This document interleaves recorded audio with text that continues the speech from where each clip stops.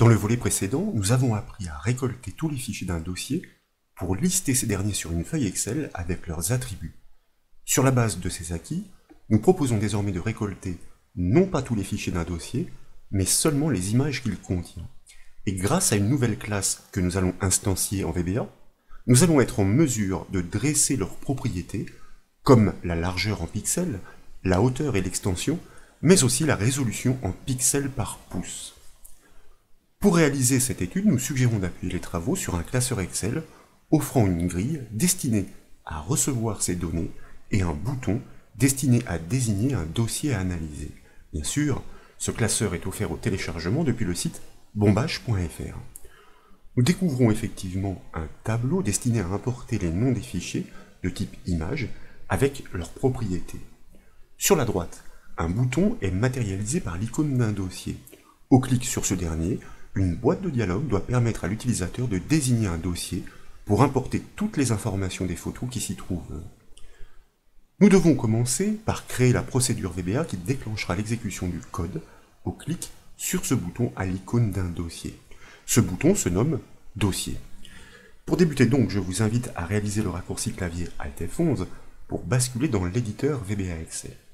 Puis, dans l'explorateur sur la gauche, nous allons double-cliquer sur l'élément Feuille 1, Liste fichier pour afficher sa feuille de code au centre de l'écran. Et en haut de cette feuille de code, avec la liste déroulante de gauche, je vous propose de choisir l'élément dossier, c'est-à-dire notre bouton qui en réalité est une image, et avec celle de droite, nous allons choisir l'événement Mousse Up. C'est ainsi donc que nous créons la procédure dossier Mousse Up. Et son code se déclenchera après le clic de l'utilisateur sur ce bouton. Dans les bornes de cette procédure, nous devons commencer par déclarer les variables nécessaires. Je vous propose tout d'abord de déclarer mot-clé dim un premier objet que nous nommons boîte et que nous allons typer comme un objet FileDialog pour qu'il puisse instancier la classe des boîtes de dialogue standard d'Office. Nous avons besoin d'une variable pour mémoriser le chemin d'accès au dossier désigné, donc nous déclarons une variable chemin que nous typons comme un texte as string. Nous avons besoin de suivre la progression des informations que nous allons insérer sur la feuille pour pouvoir les placer les unes en dessous des autres. Donc nous déclarons une variable que nous nommons ligne et que nous typons comme un entier. Nous avons besoin aussi d'une variable pour stocker le nom du fichier en cours d'analyse dans la boucle que nous allons entreprendre. Je vous propose de la nommer le fichier et naturellement de la typer comme un texte as string. Ce n'est pas tout. Nous allons avoir besoin de manipuler les fichiers du dossier désigné par l'utilisateur. Donc nous avons besoin de plusieurs objets que nous allons typer comme des objets au sens large, donc as object. Le premier donc objet fichier, nous verrons à quoi les uns et les autres serviront en temps voulu. Le deuxième, eh bien, je vous propose de le nommer le dossier, il est assez parlant avec le nom que nous lui attribuons. Il va consister effectivement, une fois la classe pour manipuler les fichiers instanciés, à désigner le dossier pointé par l'utilisateur. Et un dernier objet que je vous propose de nommer chaque fichier. Là aussi, il est assez évocateur pour pouvoir parcourir chaque fichier dans une boucle que nous entreprendrons. Ensuite, nous avons aussi besoin d'instancier la classe permettant de récolter les informations sur des images. Je vous propose de nommer ce nouvel objet objimg pour objet image, que nous typons une fois encore comme un objet au sens large. Et enfin, comme nous allons récupérer l'extension de chaque fichier pour pouvoir les tester, ces extensions, de manière à nous assurer que nous sommes bien en train de parcourir un fichier image et pas un fichier d'une autre nature, eh bien, nous déclarons une variable ext comme un texte. Ensuite, et pour purger les potentielles précédentes importations qui commencent à partir de la cellule B6 et qui s'étendent jusqu'en colonne F, pour prévoir large, je vous propose de désigner la plage B6 à F1000 et de réinitialiser sa propriété value à vide, guillemets, ce qui signifie que nous allons supprimer tous les précédents potentiels contenus. Les variables et objets étant déclarés, nous pouvons commencer par instancier la classe permettant de piloter les boîtes de dialogue standard. Ainsi, l'utilisateur pourra désigner un dossier dans lequel il s'agira d'importer et d'analyser les images qu'il contient. Pour cela, donc, nous initialisons mot-clé set, notre objet boîte, de manière à instancier cette fameuse classe grâce à l'objet application et sa propriété file dialog, avec un paramètre spécifique, car en l'occurrence, dans notre cas, il s'agit de désigner un dossier. Nous choisissons donc cette valeur d'argument MSO file dialog folder picker folder pour dossier.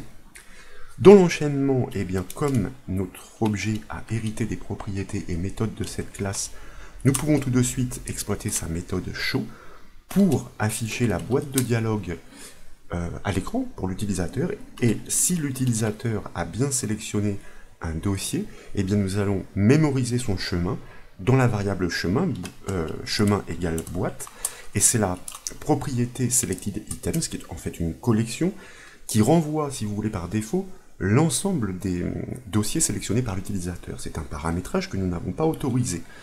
À ce stade, donc, cela signifie que un seul dossier peut être désigné, et donc il est nécessairement en première position indice 1 que nous passons en paramètre de cette propriété. Bien sûr, il n'est pas question de poursuivre le code si l'utilisateur n'a pas désigné de dossier. C'est le cas s'il clique sur le bouton annuler de la boîte de dialogue. En revanche, si la variable chemin n'est pas vide, différente de guillemets, nous poursuivons le traitement. C'est au tour de la classe permettant de manipuler les fichiers d'être instanciée. En effet, il est question de passer en revue tous les fichiers hébergés par le dossier choisi par l'utilisateur.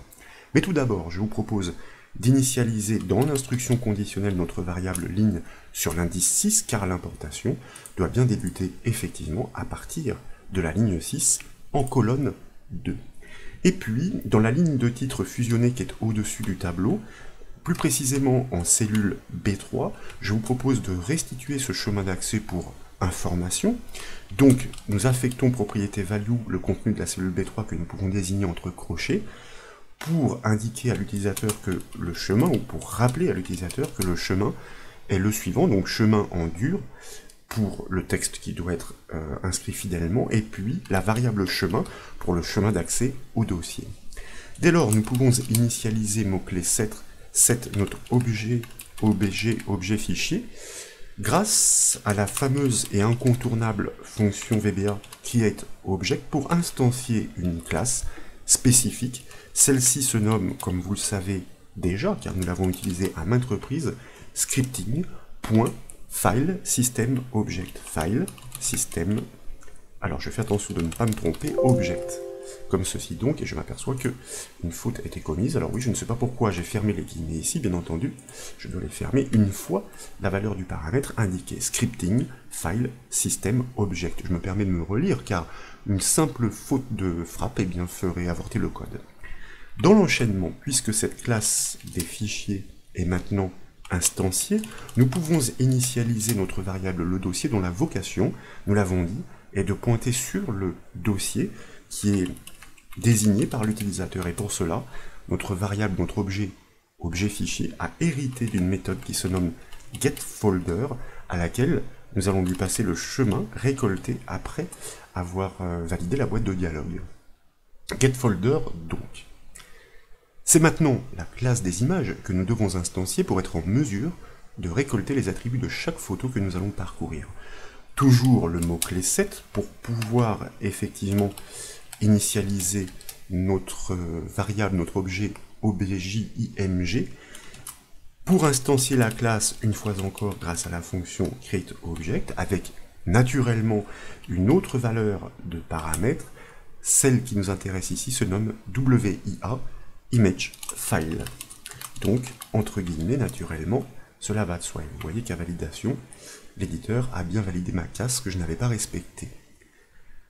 Et donc, il est temps d'enclencher la boucle d'analyse du dossier désigné par l'utilisateur. Pour cela, eh bien, c'est une classique boucle for each, là aussi, que nous avons exploitée à maintes reprises, que nous allons faire agir sur notre variable chaque fichier de manière à parcourir tous les fichiers du dossier in, et notre variable le dossier qui a été instancié, qui a été initialisé précédemment sur le dossier en cours, propose la collection files, c'est-à-dire la collection de tous les fichiers hébergés dans ce dossier. Donc nous n'oublions pas tout de suite de bien borner notre boucle for each pour pouvoir maintenant nous occuper de l'analyse tour à tour de chaque fichier contenu dans ce dossier. Tout d'abord, je vous propose de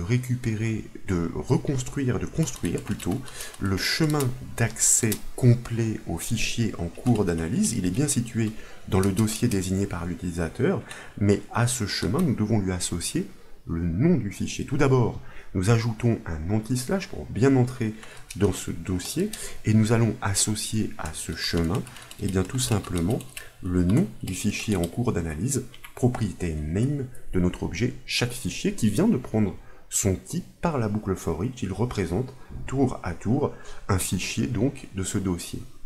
Et puis tout de suite, je propose de prélever l'extension de ce fichier en cours d'analyse pour pouvoir faire un test, car il n'est pas question de traiter des fichiers qui ne soient pas des images.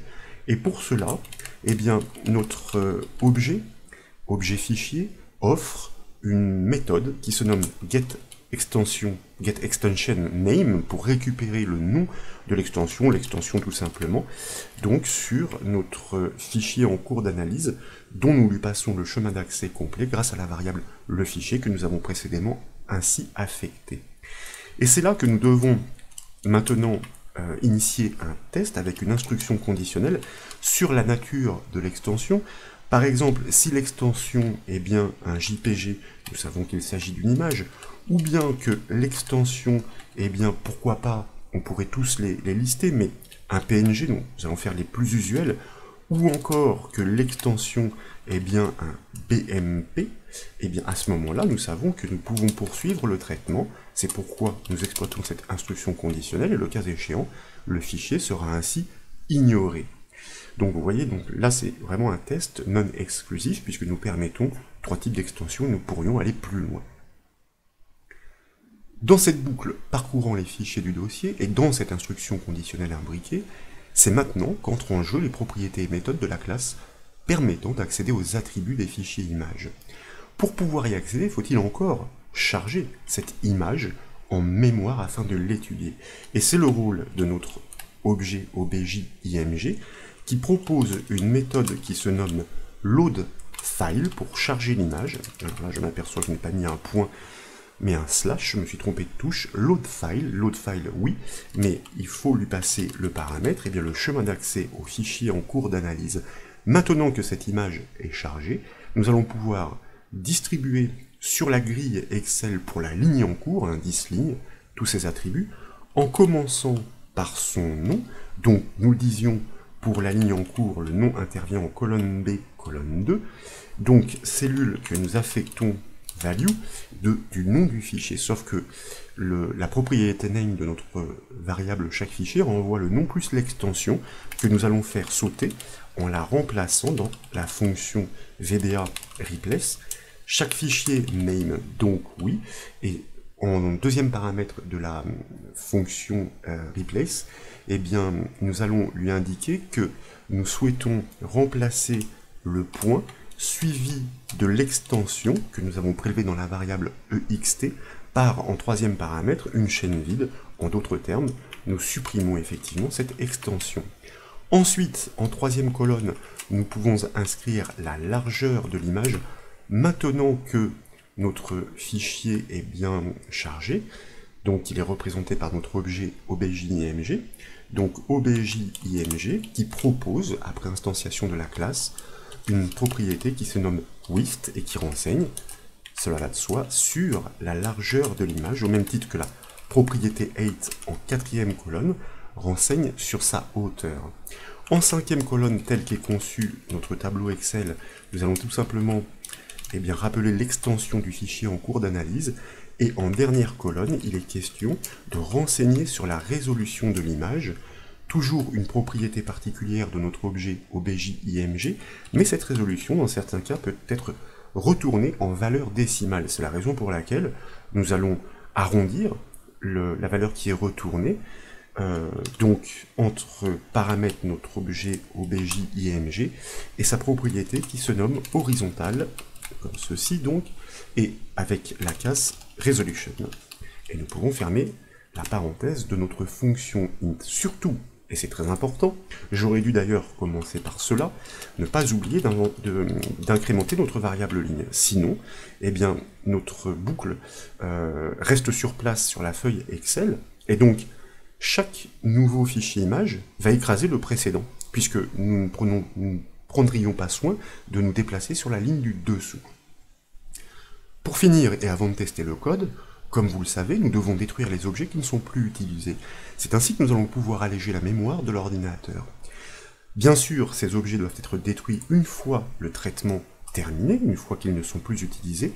Donc après le nbif et avant le nsub, nous réinitialisons set, notre objet boîte pour commencer, à nothing.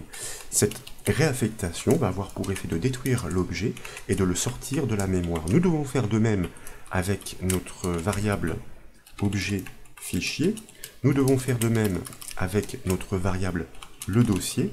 Et enfin, nous devons faire de même avec notre variable chaque fichier que nous avons utilisé dans la boucle for each.